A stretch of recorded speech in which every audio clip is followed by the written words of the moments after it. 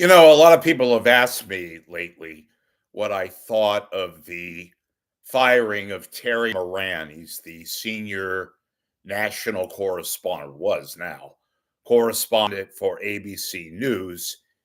He was fired for making this tweet, or X now, I guess, about Stephen Miller, who, of course, is the chief um, strategist, chief of staff for the president, Donald Trump. And I haven't been following the whole deal. I know they fired him and people are all shocked. And I'm going to tell you what my position is now, having waited a few days and studied this whole thing. And again, Terry Moran, you've seen him. He's been a correspondent for ABC for many years and covers the White House, covered Congress, national correspondent. And as the headline says, look, thinking about this, Terry Moran, he knew what he was doing. I have a feeling that he was going to go his separate way anytime. I can't prove this. I'm just going on a hunch because there's a lot of varying factors involved in all of this. If you'll notice, um, the press, the conventional press, TV, radio, especially television, does not have the strength that it once had. That the media itself, like everything and everyone else, is sort of going through a dealing with this moment, but they're dealing with this moment every day. And while the powers that be remain the same, nonetheless, because of the technological world we're in right now, for better or worse, you have a multitude of factors now taking precedent over the most conventional of mediums, and that's television. Television used to be the preeminent media outlet, and now it's no longer television. It's now streaming and social media and all of that. And these sites like YouTube, for example. And now we have this Substack. We have Axios, an online publication. It's so vast now. But with regards to conventional media like television, you have to know what the hell you're talking about, for one. And you have to also acknowledge the fact, I'm talking now with Terry Moran, you have to know timing, but not so much timing. You have to kind of acknowledge your position.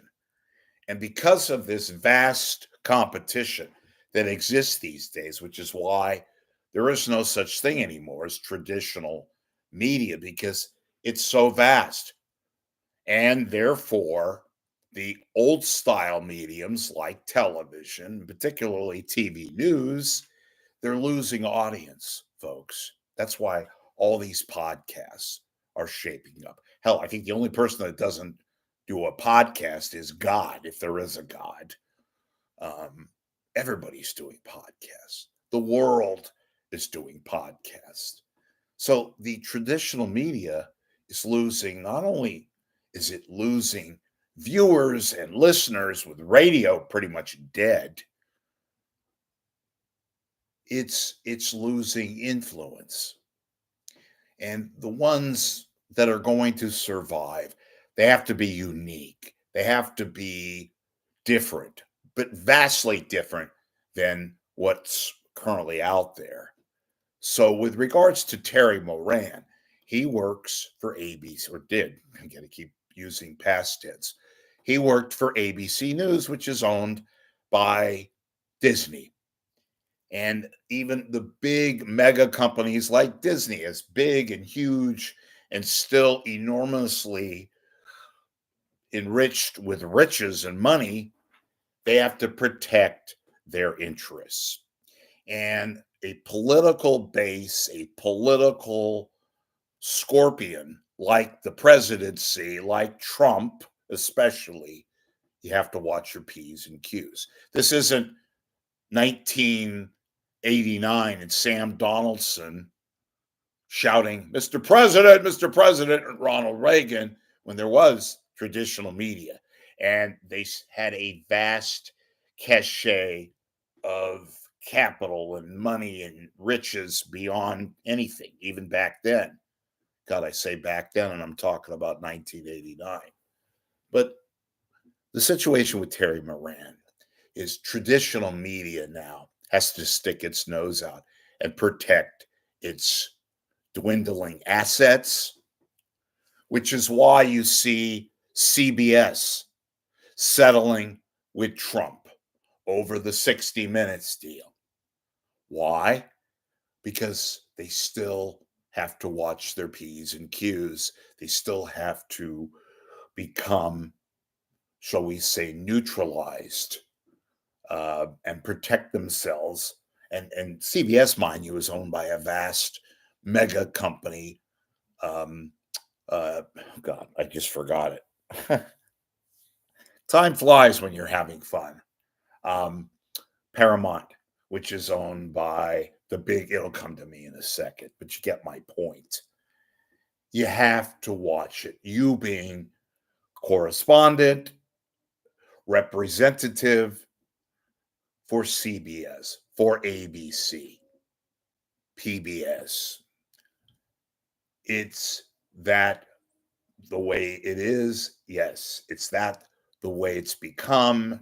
And it's been that way for a while, but now especially. There is so many competitors out there, and you can't lose influence. And that's why I say Moran is not a dumb guy. And as he even said in the interview that's on Substack, by the way, I'll plug it, in which he discusses his ouster, he wasn't drunk tweeting. This was a post after midnight, and he goes into detail. He was just thinking about Stephen Miller, who is a radical guy. He's an extreme on the right, chief of staff for Trump. And we're in a whole new world. And they are still in power, whether you like it or not.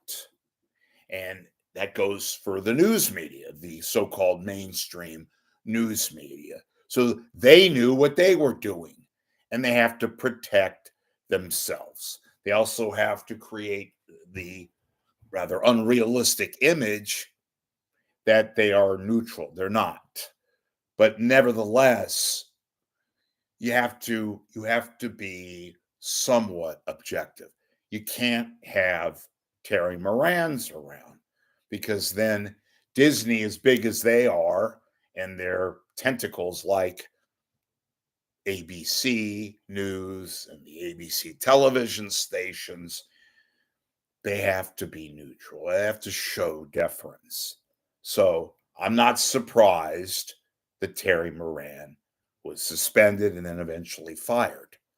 And I think, and I'm not the only one, the old guard news media, especially the ones that are getting close to retirement or leaving, look at just today alone.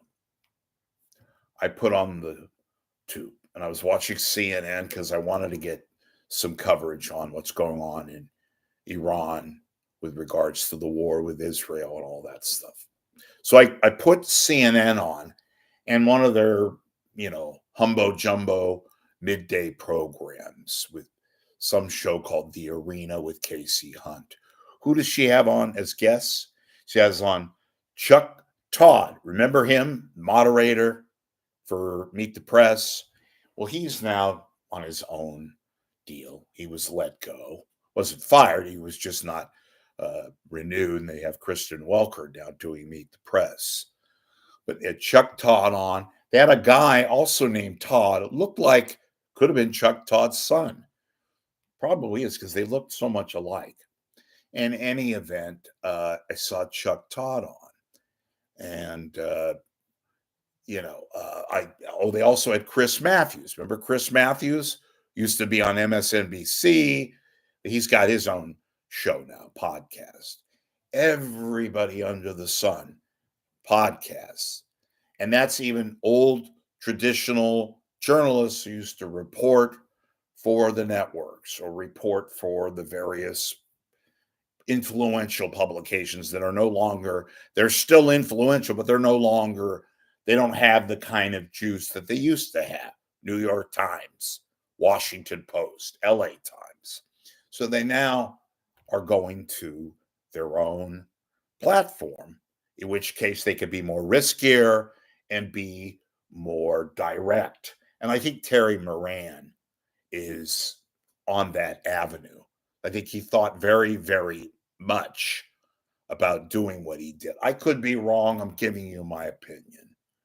But you can't, and these jobs, these network jobs, they still pay quite a bit of money. They don't pay as much as they used to, but they still pay pretty good coin, but no longer are in the era of the Sam Donaldsons and, Ted Koppels and all these correspondents and anchors to getting these massive amounts of money, although some are still getting a lot of money. I just saw the other day, I knew he was getting a lot of money. I didn't realize he was getting this much money.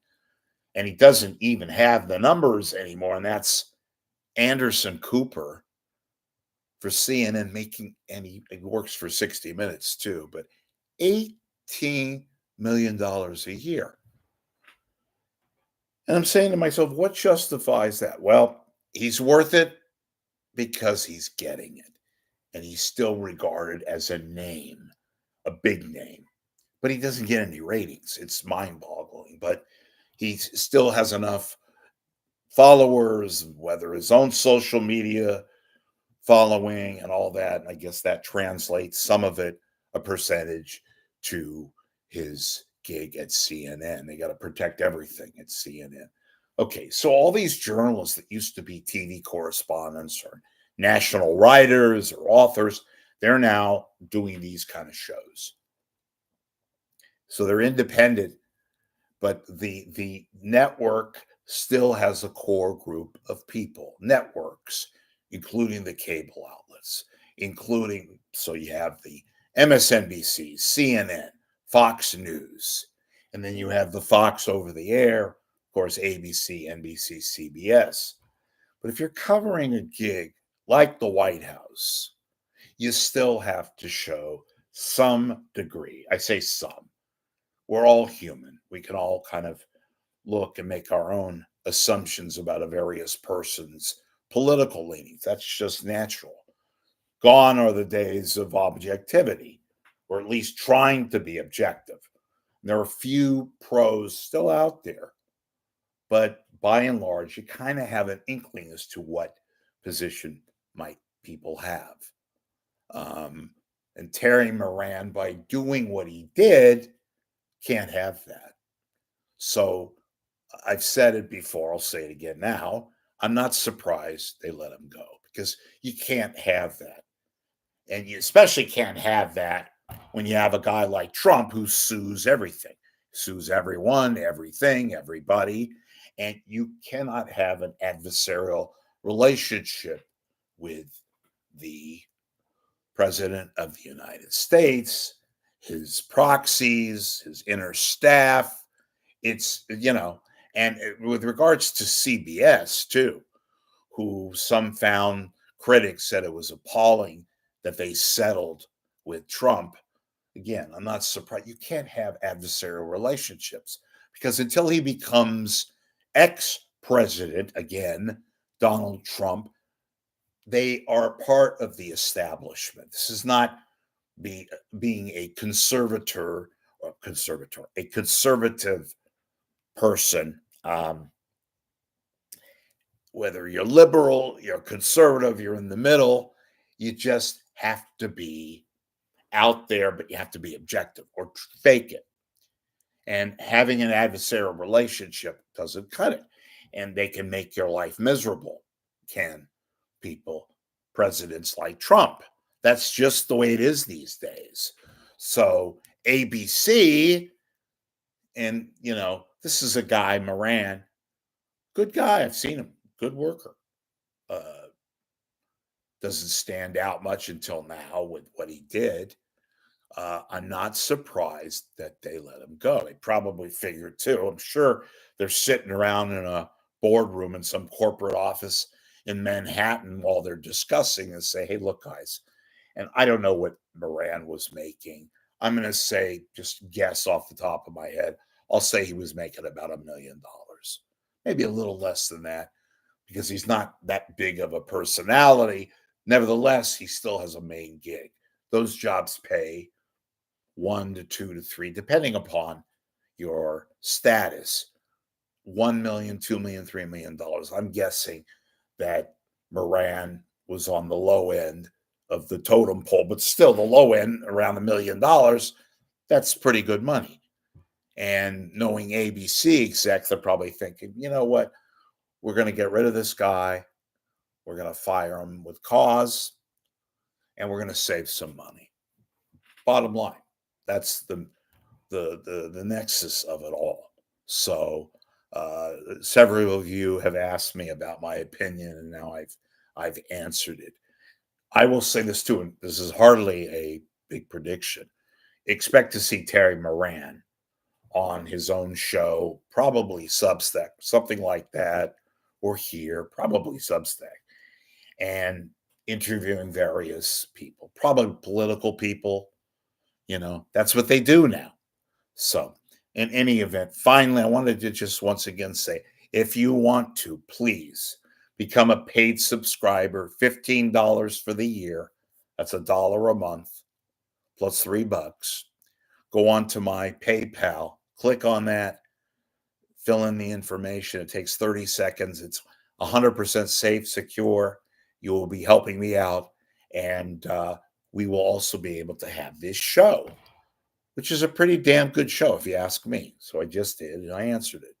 And subscribe to my YouTube channel here, and we will see you soon.